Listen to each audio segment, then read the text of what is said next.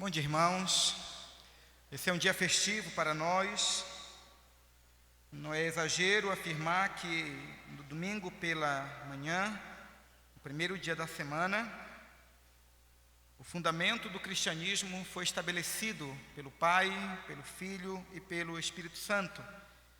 Segundo o apóstolo Paulo, Efésios capítulo 1, o Pai predestinou, o Filho morreu, e o Espírito Santo é o selo de nossa salvação e o penhor de nossa herança.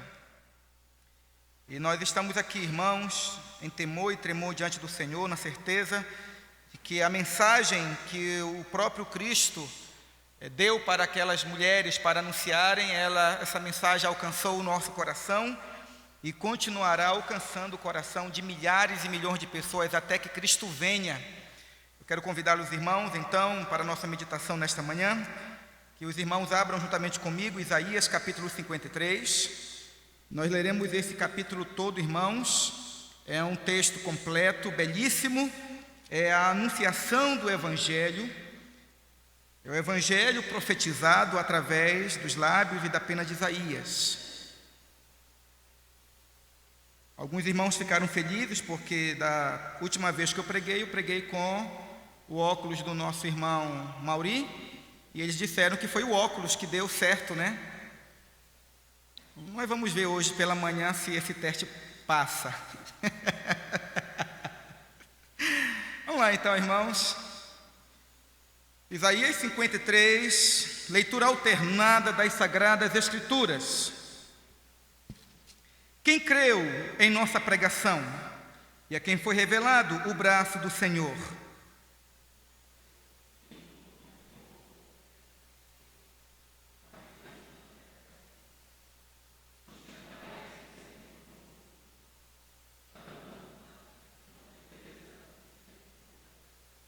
Era desprezado e o mais rejeitado entre os homens, homens de dores e que sabe o que é padecer.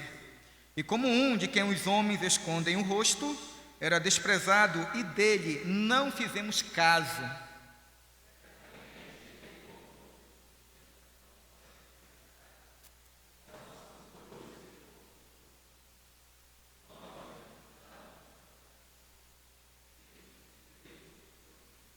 Mas ele foi traspassado pelas nossas transgressões e moído pelas nossas iniquidades. O castigo que nos traz a paz estava sobre ele, e pelas suas pisaduras fomos sarados.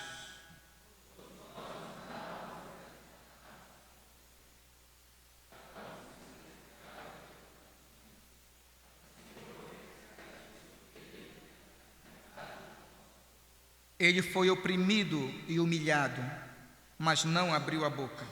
Como cordeiro foi levado ao matadouro, e como ovelha muda perante os seus tosqueadores, ele não abriu a boca.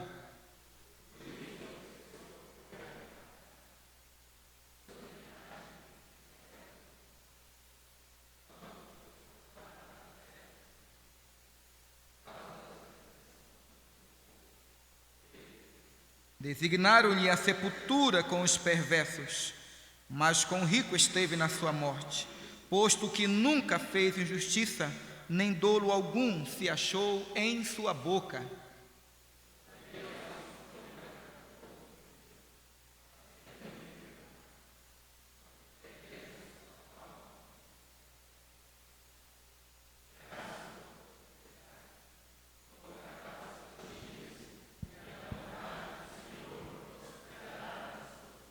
Ele verá o fruto do penoso trabalho de sua alma e ficará satisfeito. O meu servo, o justo, com seu conhecimento justificará a muitos, porque as iniquidades deles levará sobre si.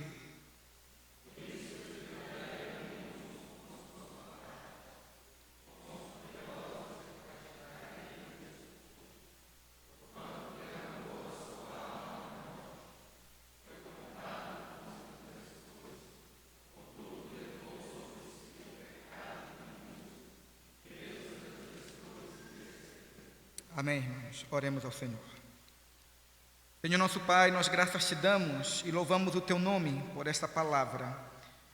uma palavra antiga, uma palavra que o Senhor deu aos teus filhos da antiga dispensação.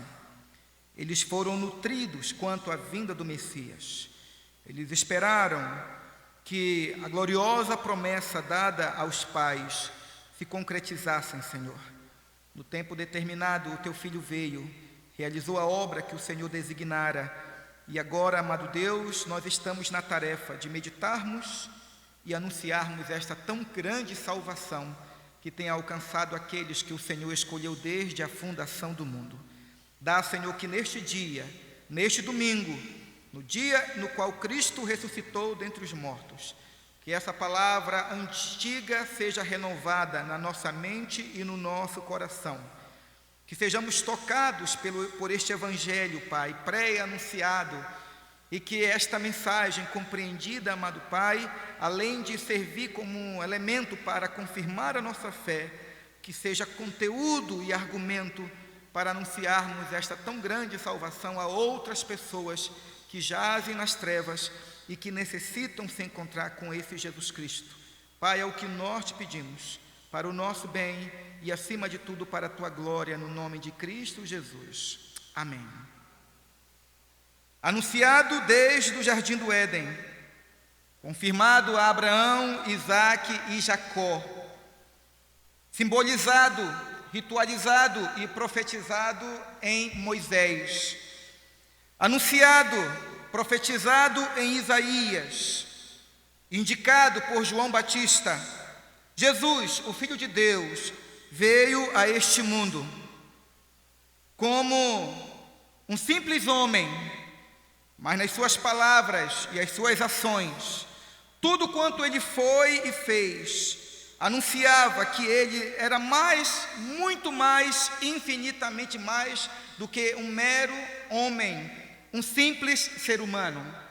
De fato, nascido de mulher, mas ele era o filho de Davi, ele era o filho do homem, mas de fato, sim, ele era o Emanuel, o Deus conosco.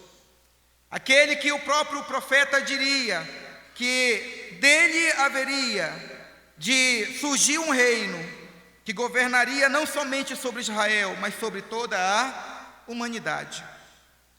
Homem de homem, Deus de Deus. Jesus Cristo, ele não somente viveu a este mundo, ele não somente realizou prodígios e sinais. Jesus Cristo também, ele morreu como um malfeitor, mesmo vivendo como um santo.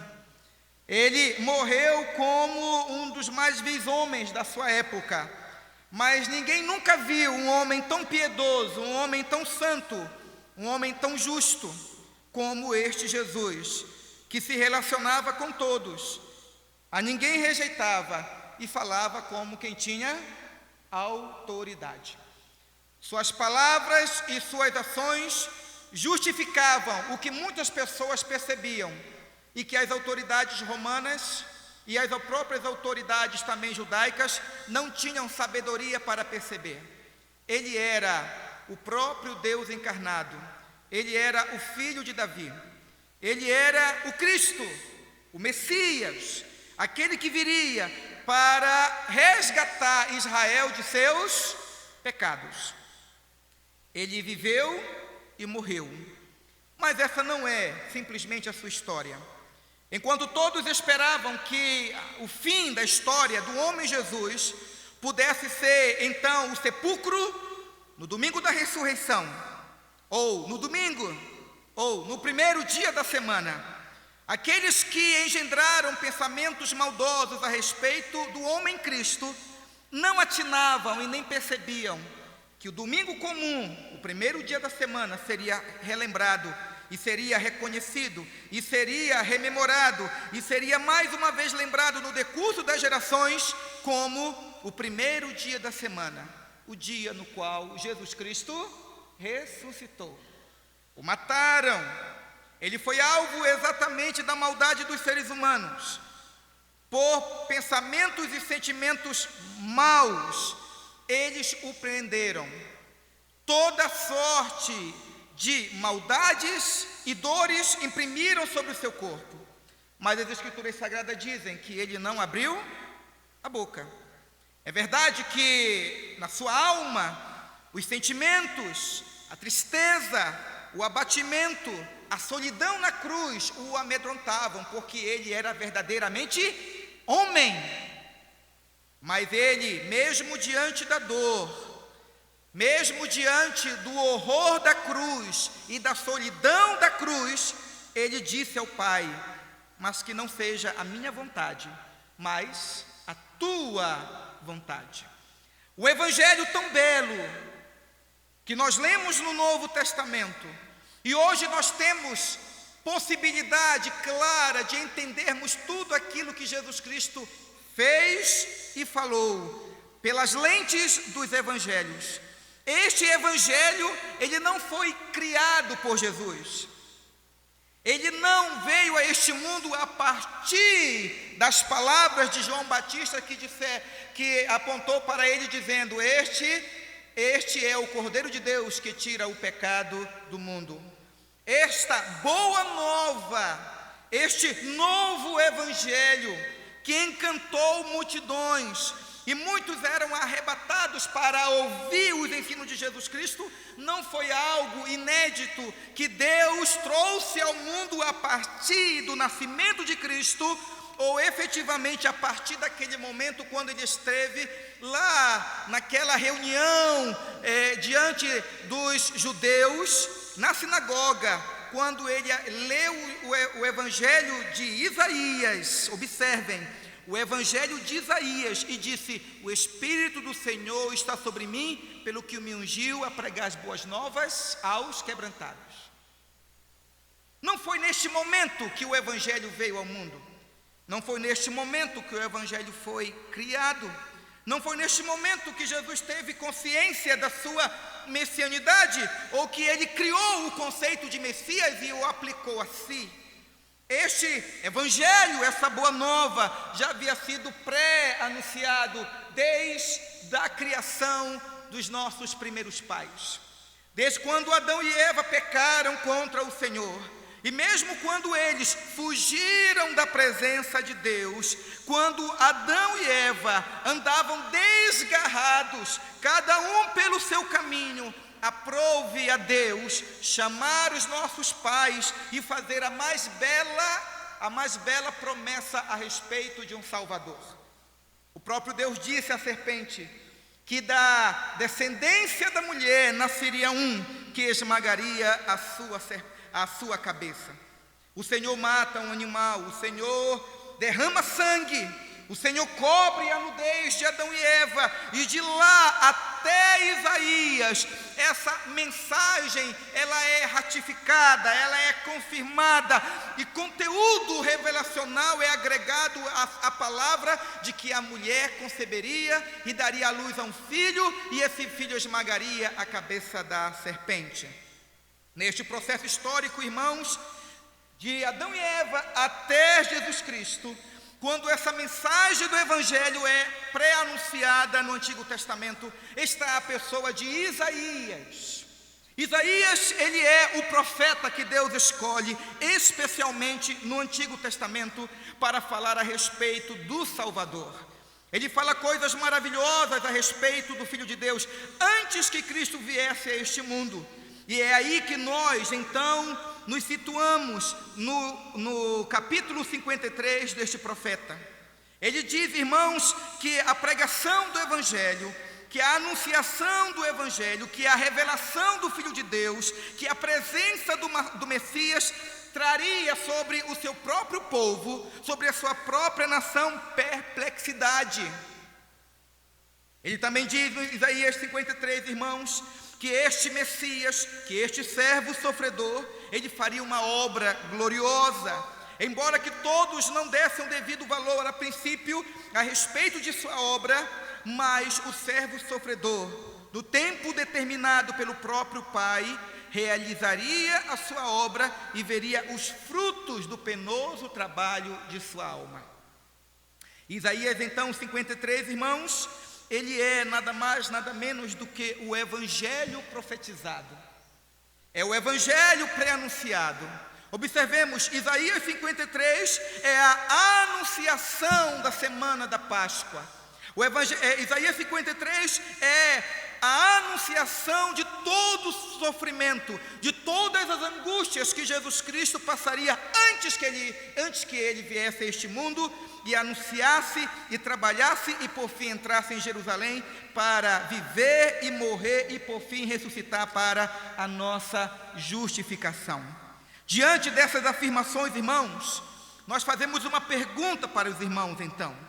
Uma vez que Isaías 53 é o evangelho pré-anunciado, uma vez que Isaías 53 é a anunciação de todo o sofrimento e angústia de Jesus Cristo, uma vez que Isaías 53 é não somente a anunciação do sofrimento e da angústia de Jesus Cristo, mas Isaías 53 é a anunciação de sua vitória e do êxito de seu trabalho lá na cruz do Calvário. O que é que este texto tem para nos ensinar a respeito de toda esta semana pela qual Jesus Cristo passou há quase 2000 anos atrás? O que os irmãos do Antigo Testamento aprenderam a respeito do Messias? O que Isaías ensinou para o povo de Israel a respeito da vinda do Filho de Deus a este mundo? Então, meus amados irmãos, no versículo 1, Isaías vai dizer: quem creu em nossa pregação? E a quem foi revelado o braço do Senhor, porque foi subindo como renovo perante ele, e como raiz de uma terra seca, não tinha aparência e nem formosura. Olhámo-lo, mas nenhuma beleza havia que nos agradasse. Ora, irmãos, o que Isaías primeiramente anuncia a respeito do Messias é que este Messias, ele passaria por um processo de negação, por um processo de rejeição do povo de Israel. Observe, irmãos, este povo para quem Isaías escreve é exatamente o povo que era o detentor das revelações a respeito do Messias. Este povo era o descendente de Abraão, de Isaac e de Jacó. Para este povo, Deus, ele se revelou especialmente de tempos em tempos. Ele levantou profetas, ele enviou anjos para anunciar a tão grande salvação que ele realizaria através do seu filho. A vinda do Messias, ela foi profetizada, ela foi simbolizada, ela foi ritualizada através da lei de Moisés. O povo de Israel não estava ignorante a respeito do plano da salvação. Na história, Deus escolheu este povo, Deus escolheu esta família, Deus pensou, Deus tirou especialmente a pessoa de Abraão e fez para ele a promessa: em ti serão benditas todas as famílias da terra. E para o descendente de Abraão, Deus disse através dos lábios de Israel, falando para Judá: Judá é leãozinho, o cetro não se herdará de Judá, porque ele governará sobre os seus irmãos. No tempo determinado, Deus enviou o seu filho, Jesus Cristo, o filho de Davi, o da descendência da tribo de Judá. Mas pasmem, irmãos, aqueles que eram detentores dos oráculos de Deus, aqueles que possuíam as sagradas escrituras, os homens mais doutos, as pessoas mais conhecedoras das sagradas escrituras, do plano de Deus de salvar pecadores, pois bem, essas pessoas olharam para Cristo e não viram formosura em Cristo, e não viram beleza em Cristo, olharam para Cristo e nada havia em Cristo que os agradasse. Portanto, meus amados irmãos, quando nós lemos nas Sagradas Escrituras a semana de Jesus Cristo passando por Jerusalém e sendo rejeitado pelas autoridades judaicas, quando nós olhamos nos evangelhos, aquelas mulheres com dó e batendo no peito, tendo um sentimento de profunda tristeza a respeito de Jesus, olhando apenas como um homem sofredor, olhando simplesmente como uma pessoa que tinha sido alvo dos escárnios de outros seres humanos, que o infortúnio havia o alcançado. Aquelas pessoas que olhavam para Jesus simplesmente como uma pessoa que estava sofrendo demasiadamente as injustiças deste mundo, essas pessoas, elas conheciam o Evangelho no Antigo Testamento. Elas conheciam o Antigo Testamento, elas conheciam as profecias que Deus havia dado aos santos profetas do Antigo Testamento, mas quando olhavam para Jesus, não conseguiam ver uma sintonia entre aquilo que estava no Antigo Testamento e aquilo que estava encarnado na pessoa de Jesus e que havia se manifestado nos seus lábios e nas suas atitudes. Então, irmãos, cumpriu-se aquilo que o próprio Isaías disse: quem creu em nossa pregação? E a quem foi revelado o braço do Senhor? Quem olhou para o Filho de Deus e viu nele formosura? Quem olhou para o Filho de Deus e viu nele algo que o agradasse? Isaías vai dizer então, já pré-anunciando o Evangelho do sofrimento do Salvador, afirmando: muitos vão olhar para o servo sofredor, muitos vão olhar para o Cristo de Deus, muitos vão olhar para o Messias, mas não vão perceber que ele é a concretização de todas as promessas de salvação para Israel. Disto, irmãos, permitam-me aqui fazer uma aplicação para nós também, para o nosso tempo. Ora, se aqueles a quem foi dado o privilégio de conhecer o Evangelho em figura, em profecia, em sonhos, em rituais, em símbolos, em tipos, se este povo, apesar de toda a cultura e toda a sabedoria que Deus concedeu a eles, se eles não puderam discernir o Filho de Deus encarnado, mesmo operando sinais e prodígios, não devemos achar, irmãos, estranho que aqueles que viveram e que vivem conosco há quase 2000 anos também não olhem ou olhem para Jesus e não vejam formosura e coisas que lhe agradem. É natural que o homem que não conhece a Deus olhe para Jesus e veja ele tão somente como um homem sofredor. É como hoje, o tempo no qual nós vivemos. Para muitos, Jesus é simplesmente um grande exemplo de moralidade, de resignação, um grande humanista, um homem de profunda espiritualidade, um grande líder, um exemplo que todos devem seguir, mas simplesmente numa esfera humana. Ele não é o Messias, ele não é o Salvador, ele não é o Deus encarnado, ele não é a concretização de todas as promessas do Antigo Testamento. Ele é simplesmente um homem bom, e um bom homem que morreu injustiçado e dá para nós um exemplo que nós devemos seguir. Mas eu lhes digo, irmãos, que um pensamento como este se enquadra exatamente com aquilo que Isaías já há muitos anos já havia dito: olhamo-no e nada havia que nos agradasse. Mas pasmem, irmãos, ele se mostrou fraco, ele se revelou humilde, ele serviu, ele que tinha em suas mãos todo o poder, toda a autoridade, ele desceu a este mundo em forma de servo, porque aprouve a ele na eternidade decidir vir a este mundo não para ser servido, mas para servir e dar a sua vida em resgate de muitos. O humilde Jesus, o fraco Jesus, aquele que se cala, aquele que emudece diante dos seus algozes, ele é isto porque ele decidiu ser assim. Porque ele no seu coração, na sua alma, ele já havia encarnado o papel de ser o cordeiro manso perante os seus tosqueadores. E ele decidiu não abrir a sua boca, para que diante do tribunal de Deus, aquele tribunal que julga com perfeição todas as coisas, ele se apresentasse como cordeiro sem defeito e sem mácula. E se apresentando assim diante do santo, do justo, do puro, ele pudesse advogar a favor da minha vida e a favor da sua vida. Segunda verdade, irmãos, que Isaías apresenta a respeito do Evangelho, está no versículo 4.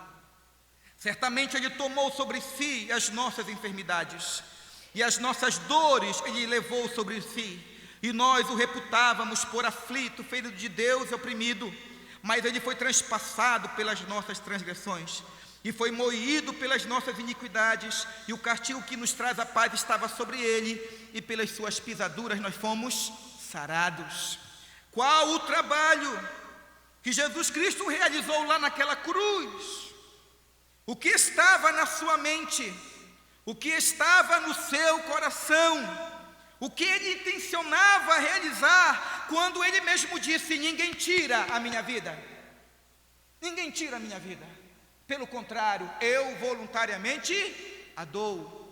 O porquê diante daqueles soldados romanos que o prendem e o cercam, e então ele diz: se eu quisesse, eu invocaria anjos, e eles viriam a meu favor e me libertariam.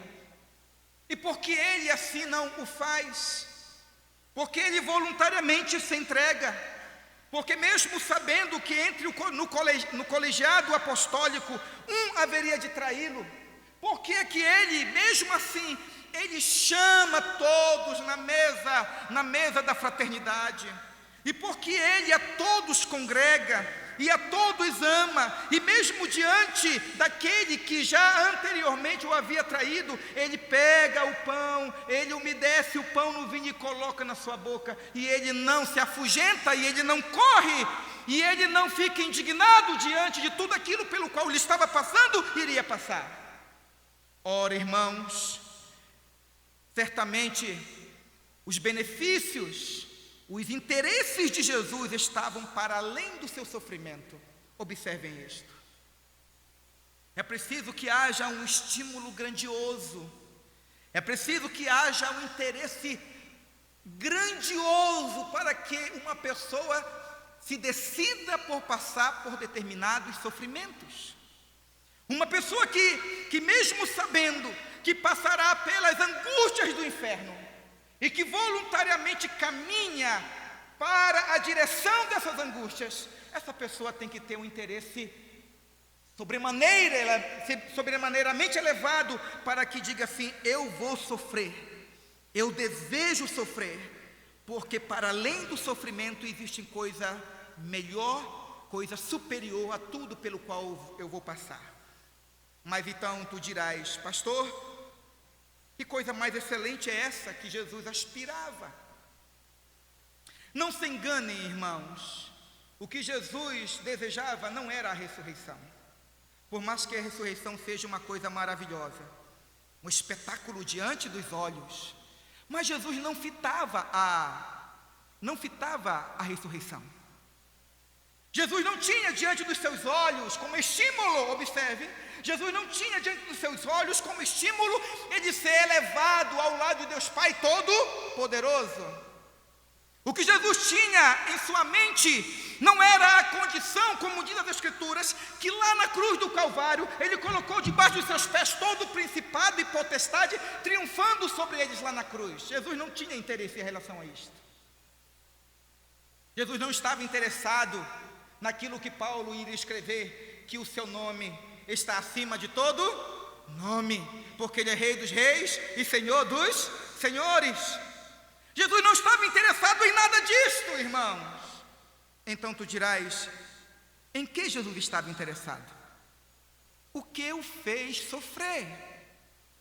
O que o fez dizer para si mesmo que valia a pena sofrer as angústias do inferno, padecer a profunda tristeza na alma? Então versículo 4 diz: certamente ele tomou sobre si as nossas enfermidades, as nossas transgressões, e o castigo que nos traz a paz estava sobre ele, e pelas suas pisaduras nós fomos sarados.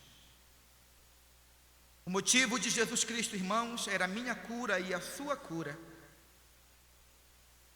Pasmem, irmãos, pasmem. Ele decidiu sofrer, porque ele decidiu resgatar pecadores. O estímulo de Jesus na cruz, os estímulos para que ele passasse pelo sofrimento, é que para além daquele sofrimento, tudo aquilo que ele ia passar, caminhando na estrada de Jerusalém, sendo cuspido, maltratado, pregado na cruz, blasfemado entre dois malfeitores e passar pelas angústias da morte do inferno, todo este processo doloroso e humilhante valia a pena, porque após a sua morte e a sua ressurreição, pecadores se reconciliariam com Deus o Pai, e ele teria irmãos por adoção, irmãos. Ele teria você como irmão, ele teria você como irmão, ele teria todos nós como irmãos por adoção, porque o Pai na eternidade prometera a ele que se ele fosse obediente até a morte e até a morte de cruz, o Pai daria para ele irmãos, pela justificação dos pecados, pelo perdão de pecados. E então Jesus Cristo, movido por esse eterno amor, por essa imensa misericórdia, como diz as Escrituras, aonde abundou o pecado, superabundou a graça. Então, movido por essa superabundante graça do Salvador, ele disse: vale a pena morrer, vale a pena sofrer, eu deixarei a minha glória, eu deixarei tudo aquilo que eu tinha com o Pai desde os tempos eternos, eu habitarei entre os pecadores, eu serei humilhado, eu serei maltratado. O povo da aliança que recebeu a revelação a meu respeito, olhará para mim e não verá coisa boa e bela em mim, mas eu prosseguirei passo a passo, em direção da cruz, rejeitado, humilhado, não compreendido, acusado, eu irei, porque eu sei e estou bem certo de que a obra que eu vou realizar é a obra a favor daqueles que nada podem fazer por si mesmos. É preciso que alguém intervenha, é preciso que alguém realize algo a favor desse número grandioso de pecadores que caminham de uma forma proposital para o inferno. E eu farei isso, disse o Senhor. Então a palavra de Deus diz que o santo, o puro, o justo, aquele que é luz de luz, Deus de Deus, ele então toma sobre si uma culpa que não lhe pertencia. Ele toma sobre si as enfermidades que não lhes era própria. Ele toma sobre si um castigo que não era dele. Então tu dizes: de quem são estas coisas, pastor? Então eu lhe digo: essas amarras, essas angústias, essas enfermidades, essas transgressões, esse castigo eram meus e eram teus. Mas ele voluntariamente tomou para si.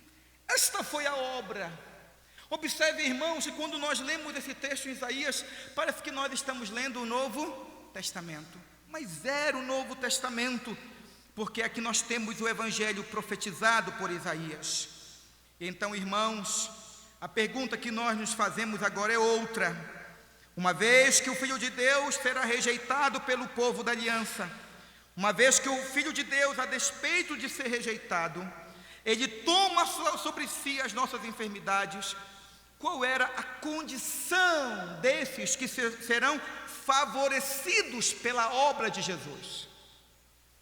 Qual era a condição espiritual daqueles que verão o Filho de Deus maltratado, cuspido, rejeitado e por fim crucificado e morto?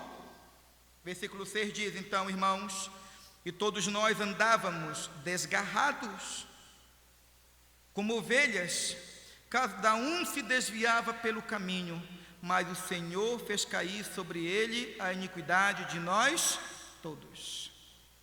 Observe, irmãos, o contraponto dessa misericórdia divina. Isaías diz, ele assume uma culpa que não é dele. Ele sofre um castigo que não lhe pertence. Ele voluntariamente deseja morrer. Ele entra em estado de enfermidade para que a enfermidade de outros lhe seja posta e ele assuma a miséria de uma multidão de pessoas. Diante desse quadro tão terno do Salvador, diante de uma figura tão bela a respeito de alguém que carrega a miséria de outrem voluntariamente, nós perguntamos: e qual é a condição? E qual é o coração dessas pessoas a respeito desse que toma sobre si as suas necessidades?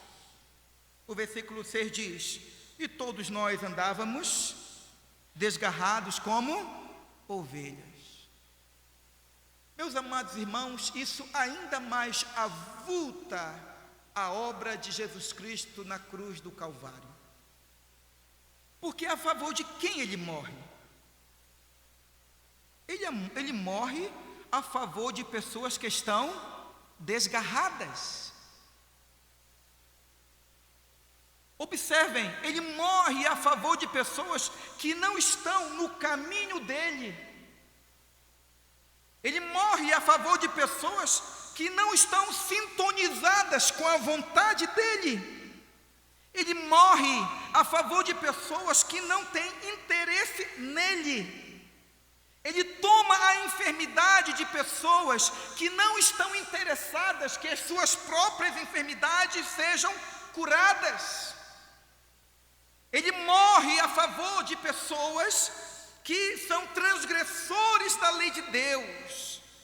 E que, sendo transgressores da lei de Deus, essas pessoas desejam continuamente continuar vivendo nessa vida de transgressão. Porque observem, todos nós andávamos desgarrados. O Filho de Deus desce entre os homens. Ele vive entre os homens. Ele dá provas cabais, finais, contundentes de sua messianidade. Ele é o Emanuel, não somente em palavras, mas ele é o Emanuel em obras, em operação de milagres. Mas as pessoas olham e nada veem em Cristo que as agradem. E então, enquanto Jesus vive neste mundo, enquanto Jesus prova a sua messianidade, cada um vive a sua própria vida. Todos nós andávamos desgarrados, e observem, como ovelhas, cada um se desviava pelo caminho. Enquanto a vontade do Salvador estava focada naqueles que seriam redimidos. Enquanto o Salvador diz, o Filho do Homem vai, como está escrito, eu morrerei por muitos, eu ressuscitarei no primeiro dia da semana, eu converterei corações. Estes que seriam beneficiados por tamanha obra salvífica, cada um se desviava pelo caminho. Então é preciso que nós lembremos o seguinte, irmãos, que sem essa obra voluntária de Jesus Cristo, sem esta obra na qual Ele toma sobre si as nossas iniquidades, jamais seríamos um com o pastor. Sem essa atitude proativa de Cristo a nosso favor, jamais os nossos caminhos, jamais as nossas estradas, jamais os nossos desejos, as nossas vontades se inclinariam diante do Filho de Deus. Entendamos isso, irmãos, para o nosso bem e para a glória daquele que morreu na cruz. Se a minha vida, se a sua vida, se os nossos destinos estão exatamente encravados neste momento do domingo da ressurreição, isso se dá não pelas nossas virtudes, não porque da nossa religiosidade, em um determinado momento nós decidimos receber esse Jesus primeiramente, porque todos nós andávamos desgarrados. Porque se Deus deixasse, observem, se Deus deixasse o assunto, a minha salvação e a tua salvação, em tuas mãos e em minhas mãos, não haveria salvação para nenhum de nós. Porque o desejo do nosso coração é continuamente andar desgarrado, e cada um no seu caminho. Aqui, irmãos, cumpre-se, ou digo, aqui é pré-anunciado aquilo que o próprio apóstolo Paulo vai dizer, que aonde abundou o pecado, superabundou a graça. Aonde abundou o pecado, e todos nós andávamos desgarrados.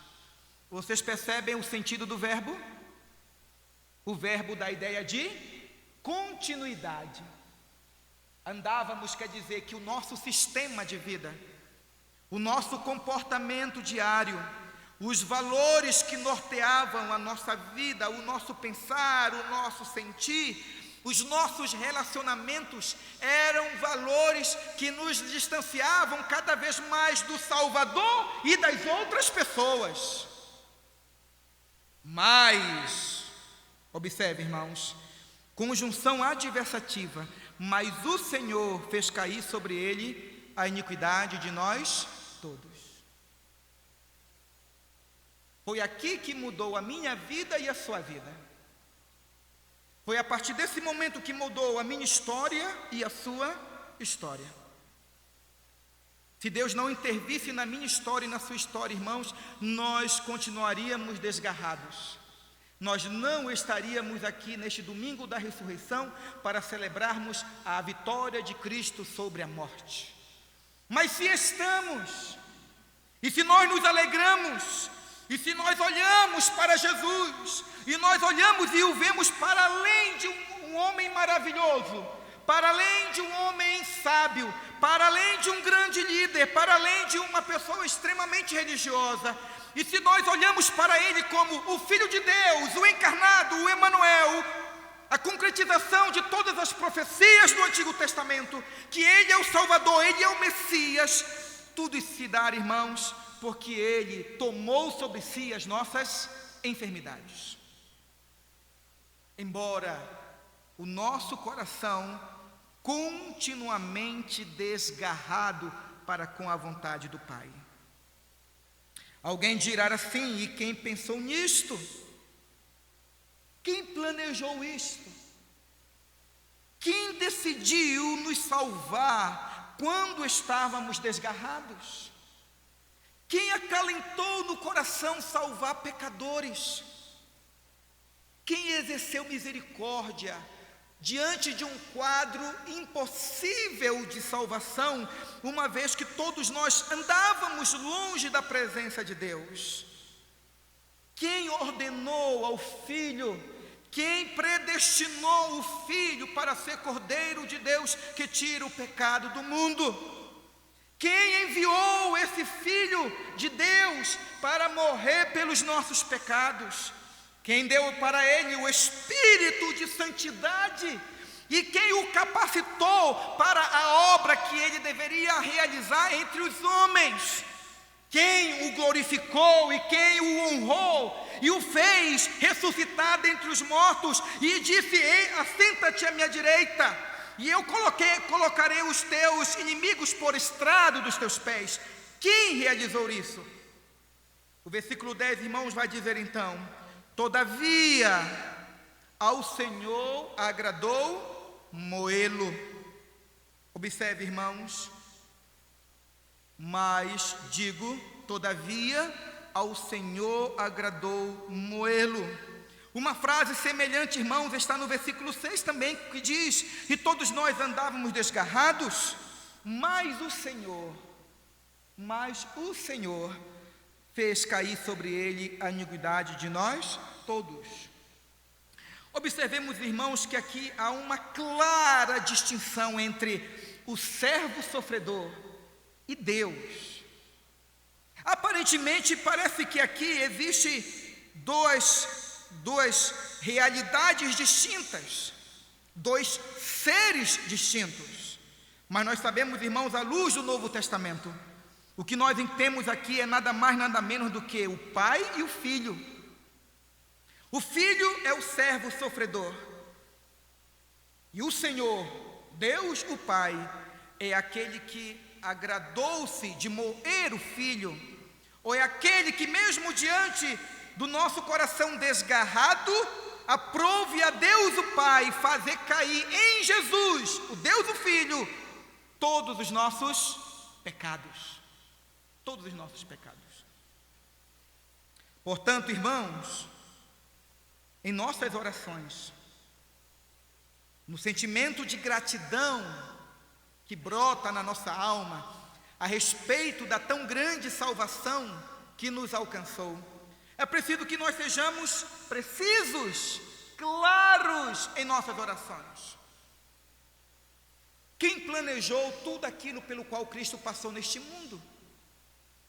Quem determinou o dia da sua encarnação? Quem enviou os anjos para dizer glória a Deus nas maiores alturas e paz na terra entre os homens, a quem lhe quer bem?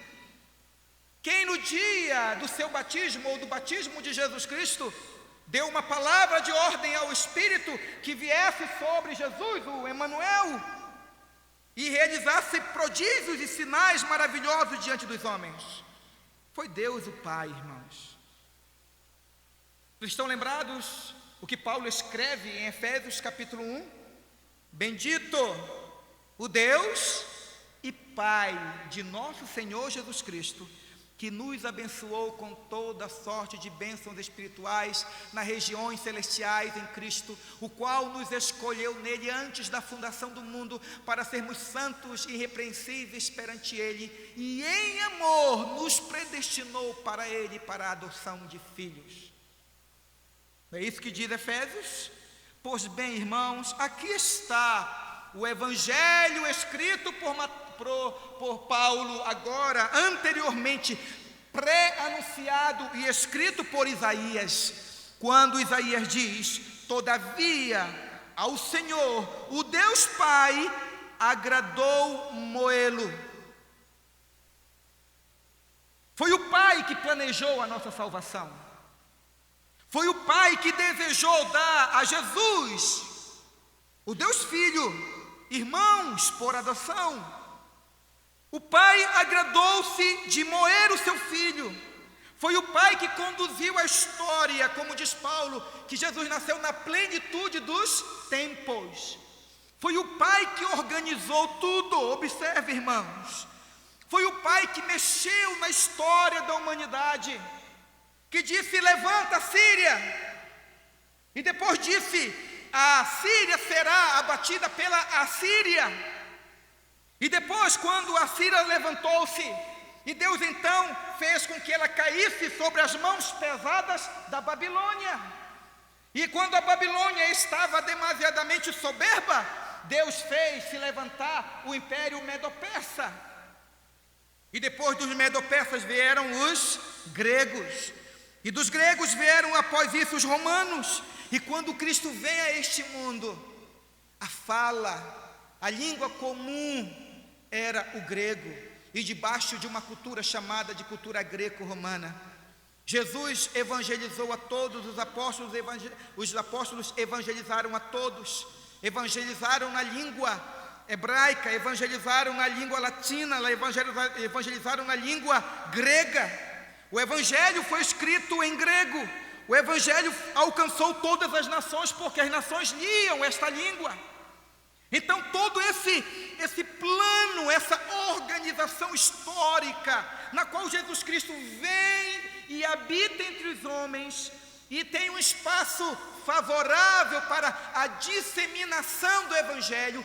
Tudo isso se deu, irmãos, providencialmente, porque Deus, o Pai, desejou a mim e a ti dentro da sua família. É esse Deus que governa céus e terra, ou dando ênfase no nome Senhor, que é Yahvé. É esse Deus da aliança, é esse Deus do pacto que se agradou de fazer o seu filho enfermar, de fazer o seu filho sofrer, de fazer o seu filho morrer para por fim ressuscitar, para que pela sua obra na terra ele conduzisse muitos filhos para a glória eterna. Então lhes digo, irmãos, que o Pai seja glorificado no nosso meio, que nos alegremos de que Jesus Cristo ressuscitou. É lógico, porque Ele ressuscitou para a nossa justificação. Mas não nos esqueçamos, irmãos, que todo esse plano foi engendrado por Deus, o Pai. Ele desejou a mim, Ele desejou a ti. Quando eu penso isto, irmãos, quando eu medito sobre essa importância de Deus, o Pai, na obra da salvação, eu lembro de um amigo meu, que ele dizia que tinha certas confusões ou certas perplexidades ou dificuldades de harmonizar o Antigo e o Novo Testamento. Ele dizia assim: Israel, para mim está claro, o Novo Testamento é o Evangelho de Jesus. O Pai de Jesus é um Deus amoroso, é um Deus misericordioso. Quando tu olhas e leis o Novo Testamento, é afirmado até explicitamente que aquele que não ama não conhece a Deus, porque Deus é amor. Então eu vejo esse Deus amoroso no Novo Testamento. Esse Deus de fato do Novo Testamento é um Deus de amor, mas o Deus do Antigo é um Deus duro, é um Deus vingativo, é um Deus que opera nos céus e na terra com muita ira contra os homens. E então, vocês conhecem, eu dei aquela gargalhada que todos vocês conhecem, abracei o meu amigo de infância, eu disse: fulano de tal, há um engano seu, porque tudo que Jesus Cristo fez no Novo Testamento, nada mais e nada menos foi do que aquilo que Deus, o Pai, do Antigo Testamento havia profetizado, simbolizado, tipificado, ritualizado no Antigo Testamento. Foi o final de um plano maravilhoso, engendrado desde a fundação do mundo. Como diz Pedro, que Jesus foi o Cordeiro sem defeito e sem mácula, conhecido com efeito antes da fundação do mundo, mas revelado nos últimos tempos por amor de cada um de nós. Então o Pai agradou-se de moê-lo. Mas por que o Pai agradou-se de moê-lo, irmãos? Há algum sentimento mau de Deus, o Pai, em fazer o seu filho sofrer? Certamente que não, irmãos, certamente que não. O que nós temos são os frutos desse sofrimento. O que nós temos, irmãos, é que assim como o filho, ele decidiu sofrer, assim como o filho, ele declarou-se sim como desejoso de morrer, porque a sua morte traria cura aos enfermos, traria perdão aos transgressores. Assim também Deus, o Pai, se agrada de moer o seu filho, se agrada de fazer o seu filho ir para a cruz, porque o Pai sabe que o sofrimento terrível pelo qual o filho passaria redundaria em salvação de pecadores e para muito maior glória do Pai, do Filho e do Espírito Santo. Ele seria reconhecido como Deus misericordioso, que a despeito da sua santidade, a sua pureza, a sua perfeição, ele se quedou diante dos pecadores, daqueles que eram desgarrados. E é por isso, irmãos, que quando nós estamos diante da mesa, é por isso que quando estamos diante do pão, é por isso que quando nós tomamos o vinho em nossas mãos, e somos levados a um momento de profunda reflexão sobre os nossos pecados particulares.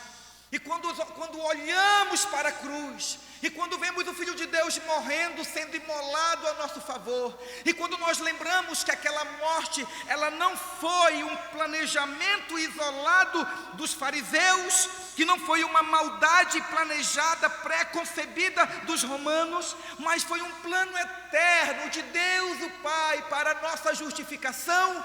Então nós somos tomados por um sentimento de profunda alegria, de profundo contentamento, de profunda gratidão por esse Deus que nos ama, como diz João, de tal maneira que deu o seu Filho unigênito, para que todo aquele que nele crê não pereça, mas tenha a vida eterna.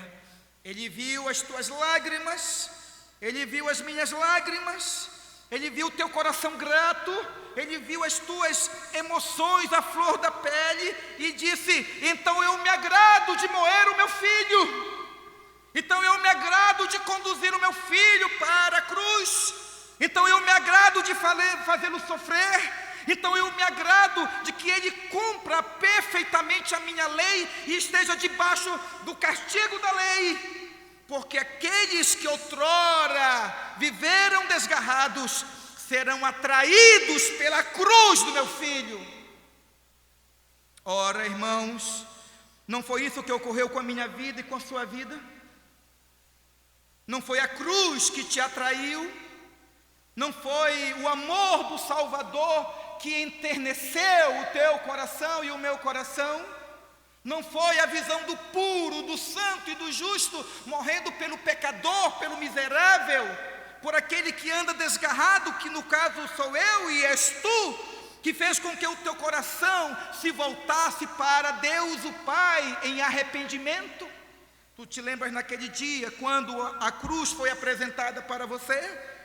Tu estás lembrado quanto tu foste tomado subitamente por um sentimento de profunda miséria a respeito de teus pecados? E naquele dia, ao mesmo tempo em que uma tonelada de culpa veio sobre ti, e no momento em que tu exerceste fé no Salvador, tu foste tomado por uma paz, a mais abundante e superabundante paz, oriunda de um Deus Pai que dizia: tu estás justificado, tu estás perdoado, tu és acolhido, tu és tomado para mim como filho precioso, e tudo que tu eras agora tu não és mais, porque agora tu és nova criatura, pela fé no meu Filho que morreu e ressuscitou dentre os mortos. Tu estás lembrado disso, meu amado irmão?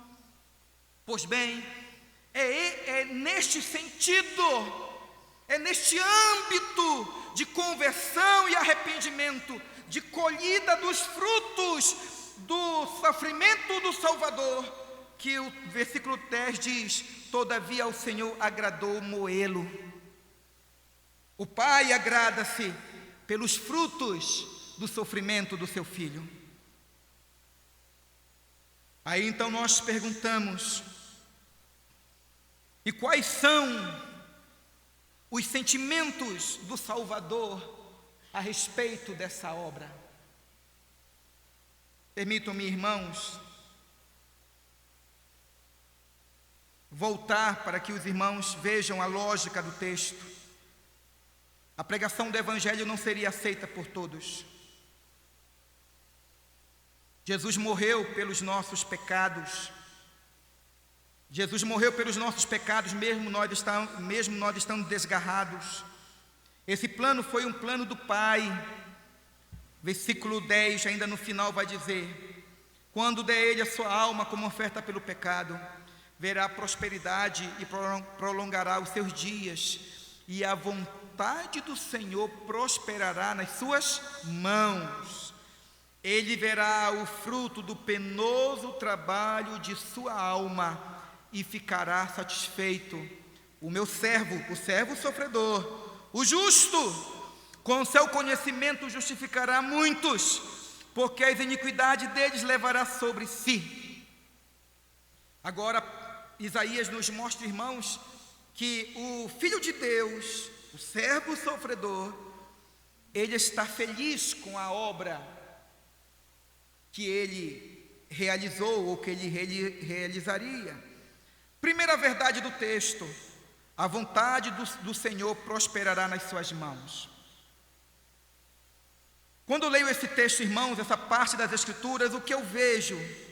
Eu vejo a plena, a completa, a total certeza que tudo aquilo pelo qual Jesus Cristo sofreu se concretizaria na vida dos escolhidos de Deus.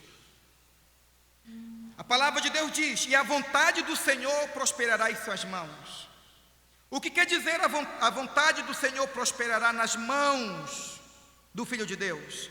Quer dizer que tudo aquilo que Deus o Pai, que planejou, que arquitetou alcançar através da morte de Jesus Cristo, tudo que o Pai intentou, tudo que o Pai idealizou na eternidade, no pacto da redenção, tudo se concretizará nos mínimos detalhes. É preciso olhar para a cruz, irmãos, não como possibilidade de salvação. É preciso olhar para a cruz não como possibilidade de perdão de pecados. É preciso olhar para a cruz não como possibilidade de morte expiatória e vicária ou substitutiva. Não como possibilidade. É preciso olhar a cruz como realidade. Então Jesus, ou Deus o Pai, ou o Espírito Santo, a Trindade, não tencionou salvar pecadores. A Trindade não desejou salvar pecadores. O Pai não anelou em salvar pecadores. A verdade bíblica é: a vontade do Senhor prosperará. Então, quais são as expressões corretas? Lá na cruz, Deus salvou pecadores. Lá na cruz, Deus justificou pecadores. Ele curou pecadores. Ele perdoou pecados. Ele substituiu pecadores. E não desejou, e não possibilitou. Não há dúvida na cruz, não há dubiedade na cruz, não há fragilidade na cruz. Existe certeza, existe convicção. E isso Ele fez, irmãos, para que nós, nesta manhã, fosse tomados e possuídos por essa certeza. É como Ele mesmo disse: aquele que crê em mim tem a vida eterna. De que lhes serve, ou de que nos serve, um Salvador que possibilitou a salvação na cruz, irmãos? Porque se a nossa salvação está em nossas mãos, então não é salvação, ela é perdição. Porque se lá na cruz o Pai apenas abriu um caminho, possibilitando os pecadores, segundo a sua vontade particular, serem salvos, então, irmão, Jesus não realizou nada na cruz do Calvário. Porque se os benefícios da cruz, se aquilo que a cruz veio trazer esse mundo é apenas uma possibilidade, então lembre, irmãos, o que está escrito no versículo 6: e todos nós andávamos desgarrados como ovelhas, e não há salvação para ninguém, irmãos. Então o Filho de Deus, Ele verdadeiramente teve uma morte vicária, substitutiva. Ele substituiu você. Ele morreu pelos teus pecados. Ele morreu pela tua culpa. Ele pensava, nós cantamos, Ele pensava em ti, Ele pensava em mim, Ele pensava em nós. E se Ele morreu vicariamente, e se Ele morreu de uma forma substitutiva, e se Ele pagou, e se Ele deu o preço pelos teus e pelos meus pecados, que dívida temos na presença do Pai? Que culpa temos diante do Pai?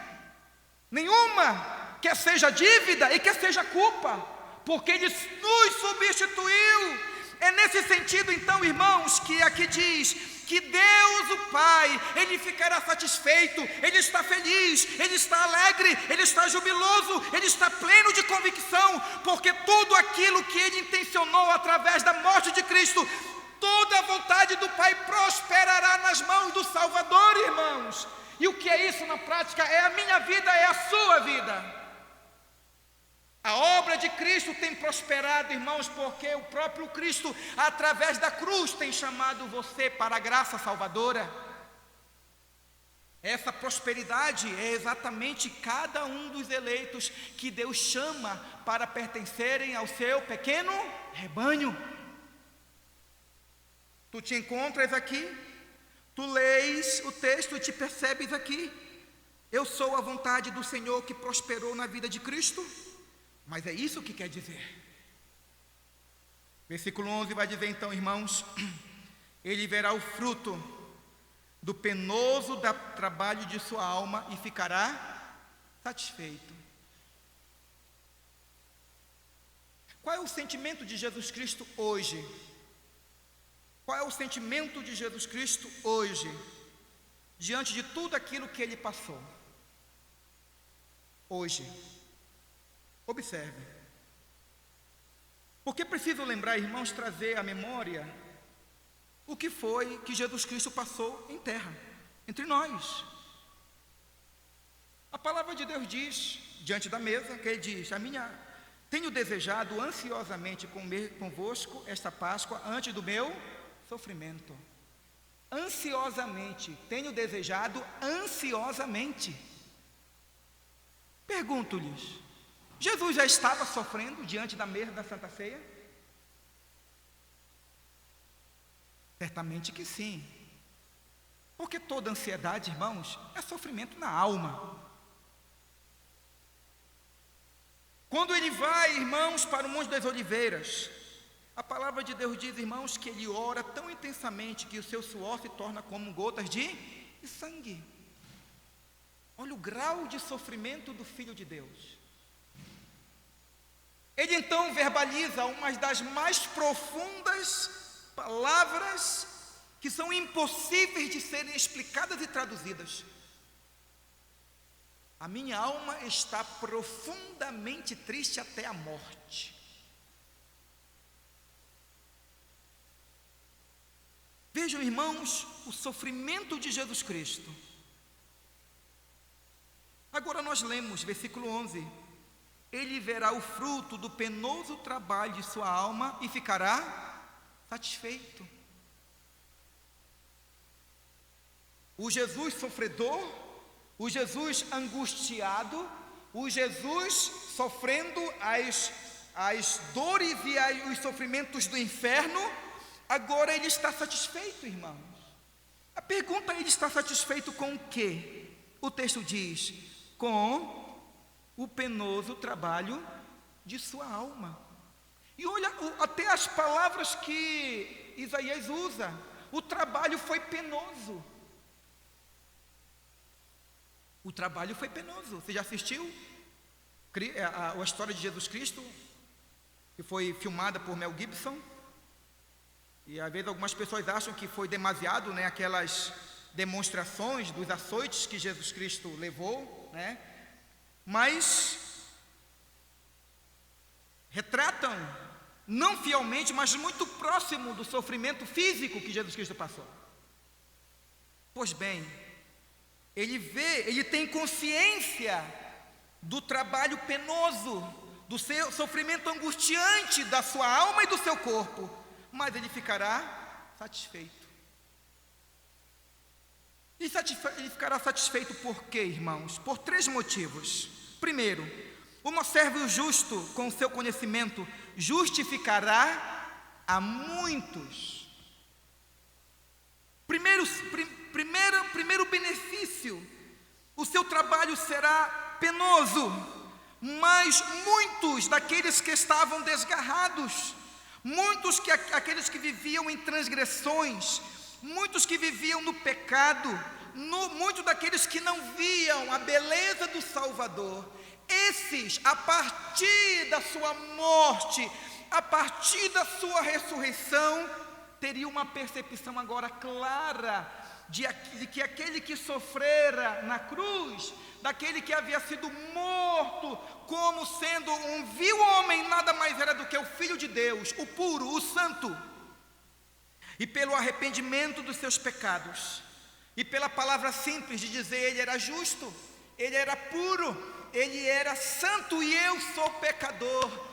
Ó Senhor, tem misericórdia de mim, e eu acredito que ele morreu em meu lugar. Nesse diálogo pessoal, íntimo entre o pecador arrependido e Deus o Pai, haveria a aplicação daquilo que nós chamamos de justificação. A justificação enquanto ato através do qual Deus o Pai declara o pecador justo mediante a obra de Jesus Cristo na cruz do Calvário. Nós continuamos pecadores, mas tudo que Jesus Cristo fez e foi é aplicado na minha conta e na sua conta. Então Jesus, o Filho, o servo sofredor, diz: eu estou satisfeito, porque pecadores serão justificados. Depois no versículo 12 vai dizer: por isso eu lhe darei muitos com a sua parte, e com os poderosos repartirá ele o despojo, porquanto derramou a sua morte, a alma na morte, foi contado com os transgressores, contudo levou sobre si o pecado de muitos, e pelos transgressores intercedeu. O segundo benefício, irmãos, é que o próprio texto diz: eu lhe darei muitos com sua parte. O que quer dizer isso, irmãos? Isso quer dizer que o Pai está garantindo ao Filho que muitos serão tocados pela mensagem da cruz, que muitos não ficarão indiferentes diante da morte de Jesus Cristo, que muitos olharão para tudo que Cristo passou na cruz, e que a sua vida pura, e que a sua vida santa, a sua vida justa, era argumento suficiente para ele não morrer naquele madeiro maldito.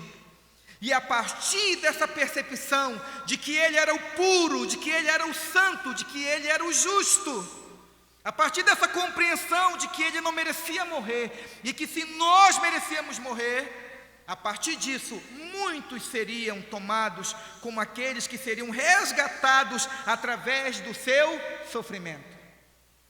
É por isso então, irmãos, que a palavra de Deus diz que o próprio Filho de Deus ficará satisfeito com a obra que ele realizou na cruz. E por fim, irmãos, a palavra de Deus diz: e levou sobre si o pecado de muitos, e pelos transgressores intercedeu. A palavra de Deus diz, irmãos, e no dia da morte de Cristo, quando ele disse: Pai, em tuas mãos entrego o meu espírito, quando ele morre e o Pai recebe a sua morte em aroma suave para a nossa justificação, a palavra de Deus diz, irmãos, que o véu do templo rasga de cima a baixo, e a partir disso um novo e vivo caminho aberto pela carne, o corpo de Cristo, ele é delegado, ele é apresentado a mim e a ti. Agora nós podemos entrar no Santo dos Santos pelo novo e vivo caminho. Nós podemos ter comunhão direta com Deus o Pai através do único mediador entre Deus e os homens, Jesus Cristo, homem. Ele agora intercede pelos transgressores. Ele agora roga a favor dos pecadores. Ele está diante de Deus Pai, ele está ao lado direito de Deus Pai, e intercede por aqueles que hão de se converter. Ele intercede a favor daqueles que já estão convertidos, e ele intercede a favor de todos aqueles que ainda não existem, mas que vão vir a este mundo por um decreto eterno. E o Senhor já intercede por cada um deles, porque aprove ao Senhor, Deus o Pai, fazer com que o Filho morresse a favor todos aqueles que hão de herdar a vida eterna. O texto de Isaías, portanto, irmãos, é o evangelho pré-anunciado. É o evangelho anunciando a Páscoa, antes que ela, propriamente dita, pudesse ser concretizada na vida de Jesus Cristo. A respeito da Páscoa, enquanto a morte do Salvador, Isaías vai dizer: no dia da morte do Salvador, do ministério do Salvador, do Filho de Deus, muitos olharão para ele e não encontrarão nele nem aparência e nem formosura. Olharão como um ser humano, uma pessoa comum, e não se agradarão do Filho de Deus. E ele continua dizendo: mas esse Filho de Deus, ele vai tomar sobre si as nossas enfermidades. A despeito de ser rejeitado até pelo seu próprio colegiado apostólico, ele vai enfermar, ele vai sofrer, ele vai tomar sobre si o castigo que nos traz a paz. Ele vai fazer isso a favor das pessoas desgarradas, ele vai fazer isso a favor de pessoas que não querem comunhão com ele, mas ele assim fará, porque através da sua morte, muitos se voltarão em arrependimento e fé. Este plano, quando o Filho de Deus morre a favor de pecadores, foi planejado, versículo 10, por Deus o Pai. O Pai agradou-se de moer o seu Filho.